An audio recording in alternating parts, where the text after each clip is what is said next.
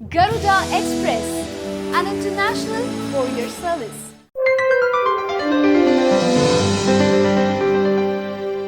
కేంద్ర ప్రభుత్వ ఉద్యోగులకు శుభవార్త. పెరిగిన అలవెన్స్లు బకాయిలు చెల్లించాలని ఉద్యోగులు సుదీర్ఘకాలంగా చేస్తున్న డిమాండ్కు కేంద్రం అంగీకరించినట్లు సమాచారం. National joint council of action సమావేశం అనంతరం ఈ వార్తలను కేబినెట్ సెక్రటరీ పీకే సిన్హా ధృవీకరించారు. 7వ వేతన సంఘం సిఫార్సులను పరిశీలించిన తర్వాత లావాసా కమిటీ ఏప్రిల్ 28న కేంద్ర ప్రభుత్వ ఉద్యోగులతో పాటు రైల్వే, రక్షణ వంటి ప్రత్యేక కేటగిరీకి చెందిన ఉద్యోగులకు కూడా కొన్ని అలవెన్సుల్లో మార్పులు చేయాలని ప్రభుత్వానికి సూచించింది.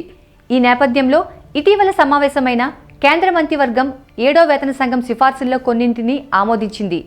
ఈ మేరకు ఉద్యోగులకు అలవెన్సుల బకాయిలు పాత రేట్ల ప్రకారం చెల్లించాలని కేంద్రం నిర్ణయించినట్టు సమాచారం.